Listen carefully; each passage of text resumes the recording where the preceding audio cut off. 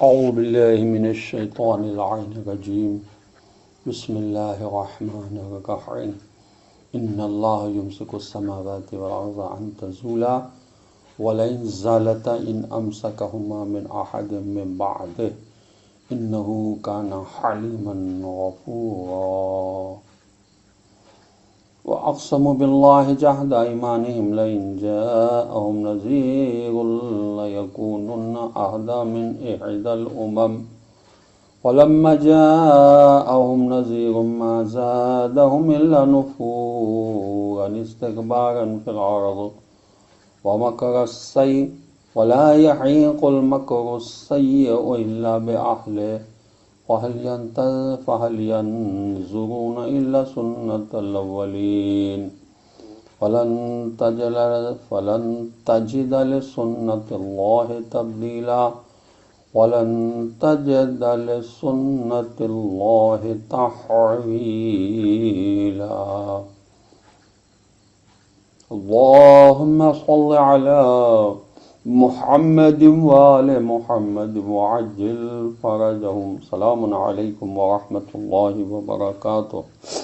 اللہ تبارک و تعالیٰ کا شکر ہے کہ میں نے سورہ فاتر جو قرآن مجید کا 35 نمبر کا سورہ اس کی 3 آیات کی تلاوت کا شرف حاصل کیا۔ آیات 41 سے 43 تک۔ آیت 41 کا ترجمہ یہ ہے: اللہ آسمان و زمین کو یقیناً تھامے رکھتا ہے کہ یہ اپنی جگہ چھوڑ نہ جائیں۔ اگر یہ اپنی جگہ چھوڑ جائیں تو اللہ کے بعد انہیں کوئی تھامنے والا نہیں ہے۔ یقیناً اللہ بڑا بردبار اور بخشنے والا ہے۔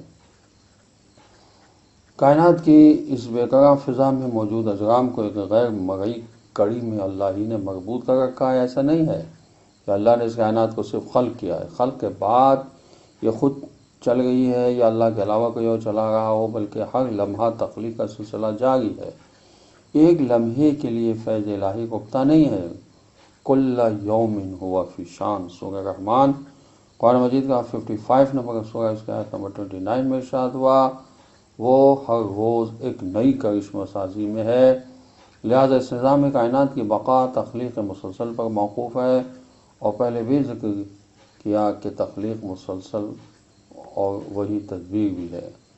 آیت میں ارشاد ہوا کہ وَلَئِن زَالَتَا إِنْ أَمْسَكَهُمَا مِنْ أَحَدٍ مِّن بَعْدِهِ، یعنی اللہ کے قائم کردہ یہ کڑی اگر ٹوٹ جائے، جس کی سائنسدان پیشن گوئی کرتے ہیں، تو کوئی طاقت ایسی نہیں ہے جو اس کائنات کو سنبھالے اور ان کڑیوں کو دوبارہ جوڑ دے۔ جس ذات نے اس کائنات کو خلق کیا ہے وہی اس کائنات کو قائم رکھ سکتی ہے، لہذا مشرکین کا یہ نظریہ کسی بنیاد پر قائم نہیں ہے کہ تدبیر کائنات میں ان کے معبودوں کا کوئی کردار ہے۔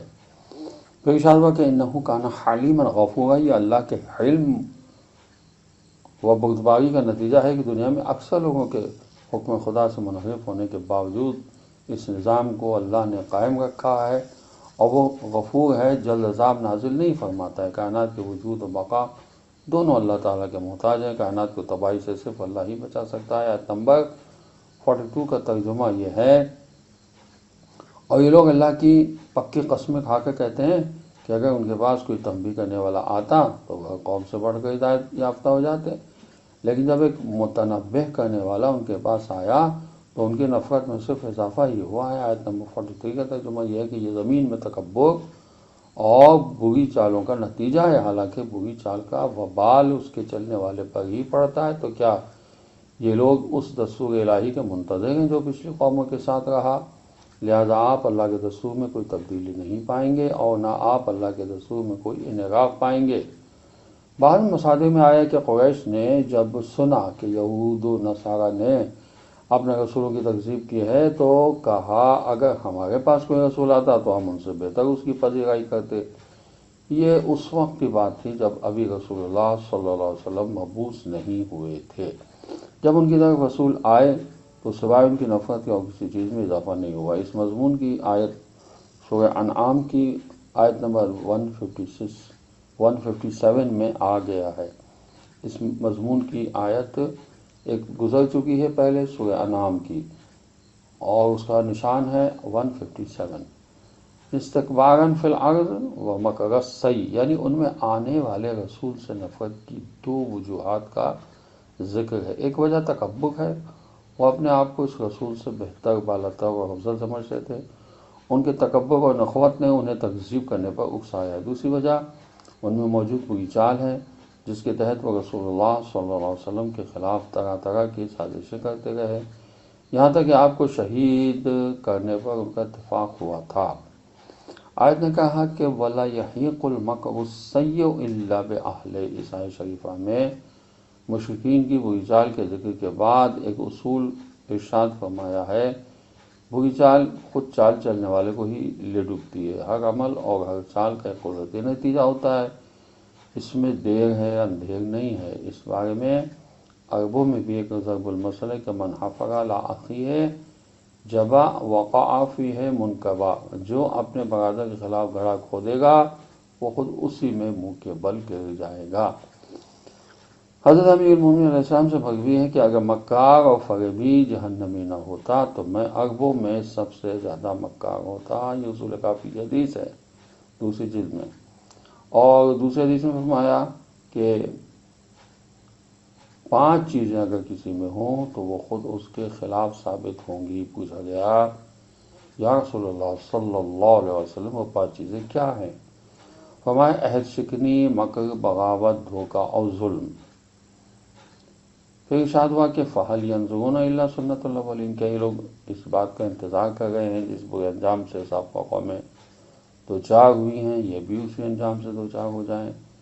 گزشتہ اقوام کی عبرتناک تاریخ ان کے سامنے ہے کہ انہوں نے اپنے رسولوں کی تکذیب کی، اللہ نے انہیں ایک وقت تک مہلت دی، پھر اس کے بعد وہ ایسی تباہ ہوئی کہ نام و نشان تک مٹ گیا۔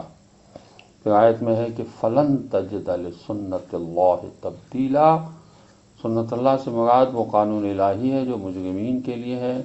اس قانون میں کسی قسم کی تبدیلی نہیں آ سکتی کہ سزا کی جگہ انعام دیا جائے یا بغیر توبہ و انابت کی بلا وجہ سزا معاف ہو جائے۔ اللہ کا یہ قانون اٹل ہے۔ پھر آیت نے کہا کہ وَلَن تَجِدَ لِسُنَّةِ اللَّهِ تَحْوِيلًا، نہ ہی قانون الہی میں انحراف ہوگا کہ مجرم قوم کی جگہ ایک بے گناہ قوم کو سزا دے دی جائے، بلکہ اللہ کا قانون اٹل ہے۔ اس قانون کی زد میں صرف مجرم ہی آئیں گے، امتحان سے عملاً گزرے بغیر صرف دعویٰ سے حقیقت حال معلوم نہیں ہوتی۔ تکبر بہت سی برائیوں کے لیے بنیاد ہے، انسان بری چال میں خود پھنس جاتا ہے۔ خدا ہمیں قرآن کو سمجھنے اور اس پر عمل کرنے کی توفیق عطا فرمائے۔